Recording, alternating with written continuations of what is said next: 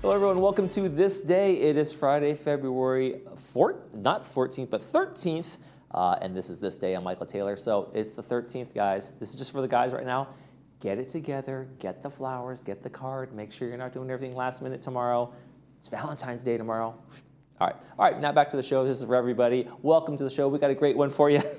We're going to be talking to folks from the Theater Guild. Sandy O'Connor is going to be here along with Moki Lund, and they're going to be talking about an upcoming show they have going on. And then later in the program, Sports Corner with Cole Young. Always a fun segment. Maybe a little post-Super Bowl conversation. I don't know. I didn't talk to Cole about what he's got on there, but it's always a good one. So stay tuned for that as well. All right, right now, though, we want to keep you informed, and we're talking about 911. When should you call? When should you not call? Of course, if it's immediate danger, always call 911 first. Emergencies, accidents, crimes in progress, fires, disasters, some sort of medical situation, those calls go right to Orange County rescue folks, sheriffs, and fire. If it's a non-emergency, such as maybe some vandalism in there or some sort of issues going on in the community, having trouble at one of the gates, that's when you call village security, and they'll be able to take care of things for you as well. There's also the non-emergency number of the Sheriff's Department, and that's for crimes that have kind of already occurred. Something like theft or residents, you should be getting in contact with them on non-emergency numbers there. So that's just a little bit of clarification for you folks. If you want more information on there, you can visit the village website. It has all that information on there and more. Let's take a look at our weather forecast, and rain, go away, kind of. It's going to be dry for the next couple of days, but we do have possible showers on Sunday, Monday, and Tuesday. So we got the rain, kind of a bigger system than the one we had experienced already. It's going to actually have some maybe measurable rainfall on this one. So be prepared for Sunday, Monday, and Tuesday to be a little wet. Temperatures in the mid to upper 60s today and tomorrow, but then we go down to the low 60s and even into the 50s on Monday and Tuesday. Let's take a look at our sunrise, sunset picture. We got a beautiful one. This is all the way in Germany. This is Bamberg. I've heard of Hamburg. I've never heard of Bamberg, Germany. Thank you very much, Dennis Harper, for sending us this picture. Sunrise this morning was 6:36. Sunset tonight is going to be 5:33. If you have a picture you'd like to send us, we'd love to see it. You don't have to go all the way to Germany to do it. You can do it right here in the community. Sunrise, sunsets around here, just pretty places. Pets, we love pictures of pets. Send them to us. Email us, lagunawoodsvillagetv@gmail.com.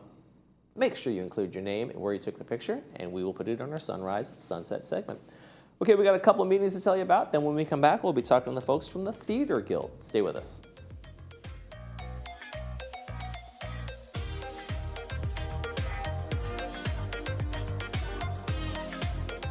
The Laguna Woods History Center, the only purpose-built local history archive in Orange County, has been capturing the legacy of our community since 1977.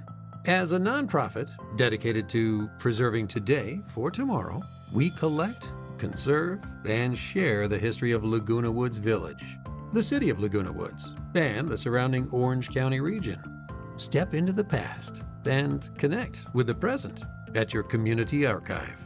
Whether you're curious about local milestones, searching for historical documents, or exploring treasured artifacts, the History Center is your gateway to the stories that shape Laguna Woods.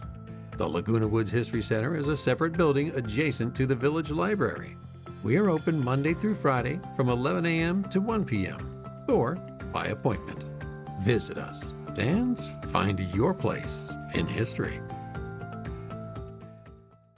If you're exhausted after conversations, it might not be you. It might be the strain of trying to hear.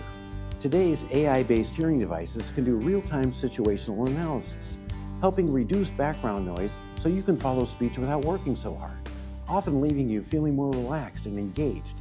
Try Audibel Eris. All insurances are accepted, and take advantage of our field trial that lets you test the environment where it matters the most, your daily life. Call us today, and remember, tell them Stuart sent you.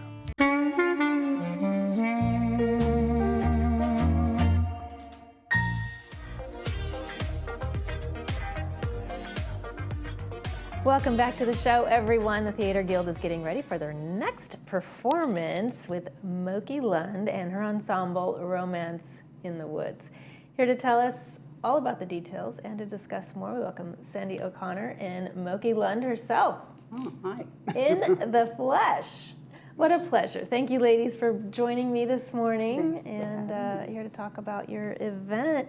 Moki, I just want to touch briefly on your background. How did you become a professional singer? It started in San Diego at, so long ago. The San Diego Hilton. I was a part of a group called the People Movers. And I was there for maybe 3 or 4 years. Mm-hmm. And from there, I went on tour with Denise Williams. It's a backup singer with her. And right before that, I was one of the main vocalists for the 94.7 Wave, the radio station. Right, right. When they first started, I was one of the main singers. So along with Philip Ingram, who was James Ingram's brother. Lots of just incredible people. On tour, I got to meet Stan Getz, did one little bloop with him. And oh my gosh, it's just, as I talk, there's so many things that I've done. Wolfman Jack, you're probably too young to know. Wolfman Jack. Famous, though. Very Famous. And just going on tour and just doing my own thing. Traveling to Japan, to Europe. So this love of music, did it start when you were just a little girl, or did you grow into it? How did that develop? I've always wanted to sing, and I sang around the house, and my mother loved music, so she was a big fan of Johnny Mathis and Brooke Benton and Ella Fitzgerald, Billie Holiday. And we had music all the time. And I used to pretend, when everybody was asleep, I would sneak out of the bed and go out on the front porch with the broom. Oh my goodness. So you were just Sing born my a little natural. jazz, yeah. It was her thing, It was right? my thing. Yeah. And then eventually you found yourself here in Laguna Woods Found Village. myself, it was supposed to be a little quiet thing. It's supposed to be. I think Sandy was going to tell us how it's not very quiet. Yeah. Right, and it's also wonderful because she has done many things in the village as well. But this is a very special night. It's a cabaret setting, so even though we're doing it at Clubhouse 5, we're reversing it to the back of the room in a riser and a group of her 3 musicians, and it's going to be a lovely evening. When we say cabaret, we set the room up differently so it's very intimate. And we will actually be having a lovely dessert that's being provided by Chopin Bakery, very popular place here in the woods, near the woods. And we're also going to have sparkling wine and sparkling cider. And we're decorating everything to give it a really lovely setting for the evening. And one of the things that we want to stress is it's love songs in the woods, as Moki told me. This is what we want, what she wanted. And so it's not just love songs with relationships, it's family and friends, and all of these songs resonate with people regardless of what it is for. Right, You know, right. and so we're, So we'll just continue on the Valentine's Day theme. right, love just Absolutely. right. Why not celebrate the whole month, you know? And you can buy tickets on our website, theaterguildlw.com, and we do have, you can buy a reserved table. So we have a lot of opportunities for people to come, and we're planning on having a beautiful night. Yes, I'm looking forward. Sounds absolutely lovely. Now, you don't have to be a member of the theater club to join this No. evening, do you? No, it's primarily members, but non-members, we have a lot of non-members who actually live here, who come to our meetings and our events. So definitely, in this case, everybody will pay the same price because of obviously some musicians and other people we want to Yes. support. So it's going to be $20 per person, and it's really going to be very special. And what time does it start? It's going to be starting, the doors are going to open at 6:30, and then the music will start at 7. And I would assume we're going to go about, what, an hour and a half? At least, because I like to tell stories and talk. I'm Right. not almighty, talk about all of the people that Oh, well, I you have really such a work with. fascinating history. Doesn't she? And for you with all of the talent that you're blessed with, for you to end up, you know, in front of the community here. I think it's so special. Yeah. Well, this is a special place to be. Yeah. You know, to perform. And she does tell beautiful stories about her life and career, and that's always fun. Always fun to hear. Absolutely. What other contemporary influences shaped your either thoughts and or career? Mostly the musicians that I worked with. You know, Yeah. they were all just stellar. A lot of them are already, some have passed away, but a lot of them are still performing and doing their own thing. But I love the old standards. You know, They're just classic, right? Yeah, I love them. And just, I was listening to, you know, the Dave Brubeck 5 tape. I was, I was listening to that. And I was just thinking, all the great music, the influences, people that have influenced me over the years, like Al Jarreau, who was... He was wonderful. He was stellar. And as a matter of fact, we were kind of performing in the same era, you know, an area in Beverly Hills. But he went on to be, he was singing in a place called the Blah Blah Club. The blah blah. Isn't that great? And he became really famous. Yes, he was really just- famous. He was just wonderful. He and his wife Susan used to come in and support me. I was playing at a place called the Chopping Block. And they would just come in and then they'd go, he'd leave and he'd go and work at the Blah Blah. And then the next thing I know, he's just like this Big star. Wow. Hit Wow. albums. Hit Yes, albums. he was just an amazing Concerts. human being. And she's worked with so many. And that one woman that you worked with that is so famous. Oh, you mean Denise? Yeah, Denise. Denise Williams. Whatever happened to her? She's still performing, you know, she's doing her own thing. So. Yeah, yeah. Now, with Romance in the Woods, are these your own compositions, No. or are they? They're old from standards From to some standards. pop songs that are romantic songs that But you have released your own. I do. Also, right? I meant to bring the CD. Oh, we'd love to So you see get it. We'd love to hear it. Yeah, and but yeah, I do. So, any other members of your family that were blessed with such talent, or were you the only one?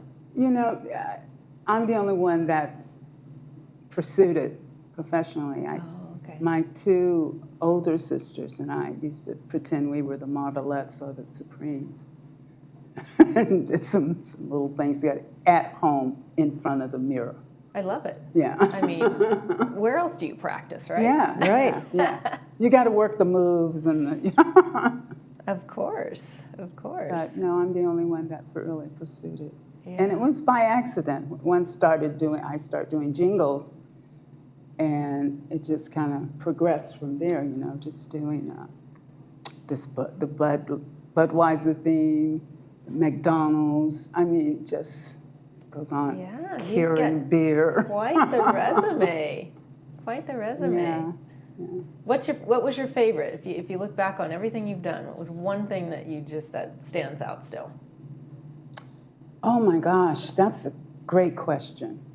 The one thing, it wasn't. Oh my gosh. Sorry. That's hard, Think isn't about it? it. Come back. Very, very difficult. When you have such a long and Uh-huh. wonderful career. Yeah. I think it was performing, my last performance here. The Theater Guild put on my very first. Oh, thank you And so it much. was fantastic. so amazing for me. It Wow. was just, I mean, I've done a lot of things, but this was very, very special because I felt like people were in my living room and I was performing and talking to them. We were So having that fun. kind of takes you back to when you were a little girl. And that's why this setting our setting is set up that way so that it is an Yeah. intimate kind of Yeah. I love setting. it. All right, you two. Romance in the Woods, Thursday. February 19th, Yeah. Clubhouse 5. Doors open at 6:30. And $20 per person, and you can book it on theaterguildlw.com. And there is information on there how to mail a check if that's what you prefer. Sandy Moki, thank you so much for joining me today. Thank you. A wonderful performance. It will be, Yes. won't it? Absolutely. Absolutely. You're watching This Day on Village TV. We'll be back after these messages.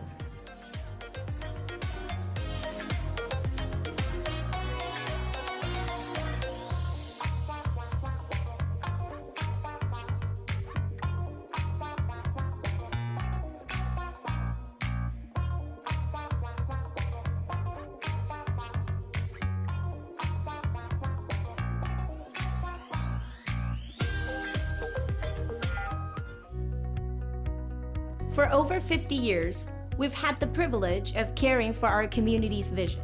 From routine eye exams to advanced eye care, we're here every step of the way. Because clear vision means seeing life's most precious moments. Thank you for trusting Harvard Eye Associates with your vision today and for many years to come. Harvard Eye Associates, the future vision today. When it comes to life's most important medical challenges, where do you go?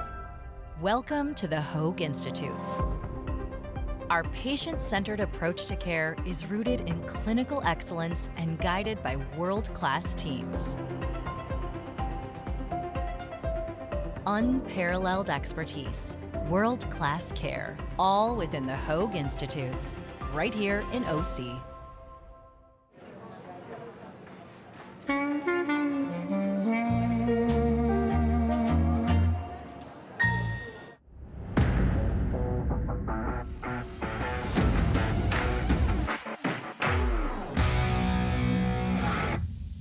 Happy Friday and welcome to this week's episode of Sports Corner. I'm Cole Young, and between the Super Bowl, Olympics, basketball, and much more, there's a ton to cover this week, so I'll get right to it. Starting out with possibly the biggest annual sporting event, the Super Bowl. After 5 long months of the regular season and postseason, the NFL came to its conclusion this past weekend in the Super Bowl. The New England Patriots and Seattle Seahawks met at Levi Stadium in Santa Clara, California to compete for the Lombardi Trophy and the title of world champions. I'll be completely honest, this game started out painfully slow. On the first drive of the game, the Seahawks moved the ball well and got on the board quickly, jumping out to a 3-0 lead after a 33-yard field goal by Jason Myers. I hate to say it, but field goals would be the only points scored for a long time. The Seahawks would go on to kick 3 more field goals throughout the second and third quarter, taking a 12-0 lead right before the start of the fourth quarter. While not much offense was being played, the Seahawks defense was the true highlight of this game. Patriots quarterback and MVP runner-up Drake May was sacked 5 times in each of New England's first 3 playoff games, and Seattle did the Los Angeles Chargers, Houston Texans, and Denver Broncos one better by sacking him 6 times in the Super Bowl. When the third quarter finished, the Patriots had just 78 yards of total offense and as many first downs, 5, as the Seahawks had sacks. Byron Murphy, who had 7 sacks in the regular season, posted 2. Derek Hall matched his regular season sack total with 2. Fifth-round rookie Riley Mills, who played in only 4 regular season games and didn't get a sack in any of them, had 1. And the last one came on a cornerback blitz from Devin Witherspoon. A touchdown was finally scored with 13 minutes remaining in the fourth quarter when Sam Darnold found tight end A.J. Barner in the end zone from 16 yards out to give the Seahawks a 19-0 lead. After not scoring a single point through over 3 quarters, the Patriots finally found the end zone in just 3 plays. May connected with Mac Hollins for a 24-yard pass, followed by a 35-yard pass to the end zone, again to Hollins, to cut the lead to 19-7. Patriots forced the Seahawks to punt on the ensuing drive. It looked like we might actually get a close game after all. The Pats were putting together a decent-looking drive until Drake May's deep pass was intercepted by Julian Love. After another field goal, the Seahawks were up 22-7, and the Patriots got the ball back with a little over 5 minutes remaining in the game. While the odds were stacked against them, it was still just a 2-score game and a comeback was technically possible. That is, until May's pass was intercepted again, and this time Uchenna Nwosu returned it for a touchdown. The Seahawks sat with a 29-7 lead, and this game was just about sealed. Ramondre Stevenson would score a receiving touchdown late in the game, and after the failed 2-point conversion, the score sat at 29-13, and the Super Bowl was complete. I predicted that the Seahawks would win this game with a strong pass game, but that was not necessarily the case. Darnold finished his day completing just 50% of his passes for 200 yards and 1 touchdown. But Kenneth Walker led the team, racking up 135 yards on 27 carries. Rightfully so, Walker was named Super Bowl MVP. Congratulations to the Seattle Seahawks on winning their second Lombardi Trophy in franchise history. Now that the Super Bowl is complete and football season is officially over, it's time to shift focus towards college basketball. March Madness will start before we know it, but the madness has already begun. Last week, the University of Portland Pilots sent shockwaves throughout the NCAA when they upset number 6 Gonzaga 87-80. The victory ended the Pilots' 30-game losing streak against top 10 teams, while the Bulldogs lost to a team with a losing record for the first time since January of 2011, ending a streak of 141 straight wins. The Pilots made 66% of their shots inside the arc and 44% of their three-point attempts. Portland freshman Joel Foxwell finished with a game-high 27 points, outdueling Gonzaga star Graham Ike, who led his team with 24 points. Gonzaga's last lead came at the 6:55 mark of the first half, and they led by 2. It didn't last. Late in the second half, Portland led by as many as 15 points. The shocking upsets didn't end there, though. Number 9 Kansas handed number 1 Arizona their first loss of the season, beating Arizona 82-78. Flory Badunga, Bryson Tiller, and Melvin Council Jr. combined to score 64 points for Kansas to beat Arizona, who entered Monday ranked top 5 in offense and defense. Kansas became the first team in the past 30 seasons to beat a number 1 ranked opponent, despite not having a 20-point per game scorer. Arizona still sits as the number 1 team in the country with a 22-1 record, and will still most likely be the number 1 seed in the bracket starting next month. In women's hoops, not too surprisingly, UConn is the top team in the country, and it isn't particularly close. The Huskies currently have a perfect 25-0 record. They have 41 consecutive wins, the longest active streak in Division I, and their 5th win streak of 40-plus games or longer in program history. For context, all other Division I programs have 6 such streaks combined. Naturally, they currently are the top team in the poll and will almost certainly retain the top seed in the championship tournament in a few weeks. Not too far behind them, though, are our neighbors up the freeway, the UCLA Bruins. The Bruins are 9-1 against ranked opponents this season. That lone loss came against number 4 Texas at the Players Era Women's Championship on November 26th. Those 9 ranked wins are the most by any Division I team this season. The madness for both men and women will begin around St. Patrick's Day, so stay tuned for any more major upsets throughout college basketball over the next few weeks. Sticking with basketball, with all the sports world focused on the Super Bowl, the NBA trade deadline flew a little bit under the radar. However, a lot of pretty major trades happened. I'll rattle off some of the biggest trades. The Dallas Mavericks sent Anthony Davis along with Jaden Hardy, D'Angelo Russell, and Dante Exum to the Washington Wizards in exchange for Chris Middleton, A.J. Johnson, and Marvin Bagley III, plus a handful of draft picks. Then, the Golden State Warriors traded away Jonathan Kuminga and Buddy Hield to the Atlanta Hawks, receiving Kristaps Porzingis in return. Our local Lakers traded Gabe Vincent and a 2032 second-round pick to the Atlanta Hawks to get three-point shooter Luke Kennard. What was the biggest blockbuster deal of the week? The Cleveland Cavaliers picked up James Harden in exchange for Darius Garland and a future second-round pick. There were a handful of other trades throughout the week, but the one superstar that was suspected of being traded, Giannis Antetokounmpo, was not. He will remain in Milwaukee for probably the remainder of his contract. To close the show, I couldn't not talk about one of my favorite sporting events, the Winter Olympics. So I figured I'd bring you up to speed on what's happened with Team USA to this point. Ilya Meninin, known as the Quad God, took first place in the men's figure skating short program. The next phase of the men's singles and figure skating will take place today. As a whole, the U.S. figure skating team earned gold. The U.S. women's hockey team improved to 4-0 in these Olympic Games with a 5-0 rout of rival Canada. The U.S. has now wrapped up its preliminary round games. Corey Dropkin and Corey TC took home silver in mixed doubles curling. TC made history as the first American woman to earn an Olympic medal in curling. Michaela Schifrin and Breezy Johnson finished bronze in alpine skiing women's team combined. However, Johnson took home gold for women's downhill. Ben Ogden earned a silver medal in men's sprint cross-country skiing. Alex Hall also got silver in men's slopestyle skiing, and Ashley Farquharson earned bronze in women's singles luge. As of Thursday morning, the U.S. currently sits in third place with 13 total medals. Hopefully, we'll pick up some more over the weekend. That's going to do it for this week's episode of Sports Corner. As always, thanks for tuning in. Enjoy all of the basketball, hockey, Olympics, and much more that this weekend has to offer. Come right back next Friday for more news, updates, and highlights from all across the sports world. I'm Cole Young. Happy Valentine's Day, and I'll see you next time.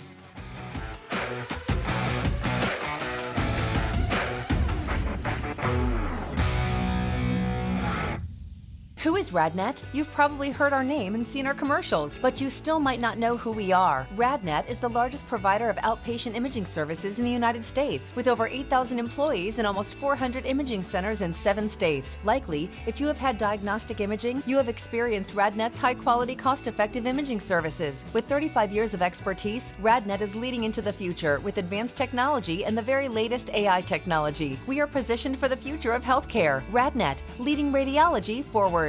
Hi, I'm Dr. Peter Abbas. For over 20 years, I've been helping families keep their smiles healthy and bright. 10 years right here in Laguna Woods. At our family-owned practice, we do it all. Preventative care, digital dentistry, and full smile makeovers, with a team you know and trust. Conveniently located at the Taj Mahal Medical Center, with shuttle access for our Laguna Woods neighbors. Come experience complete care, old-fashioned service, and state-of-the-art dentistry that feels like home.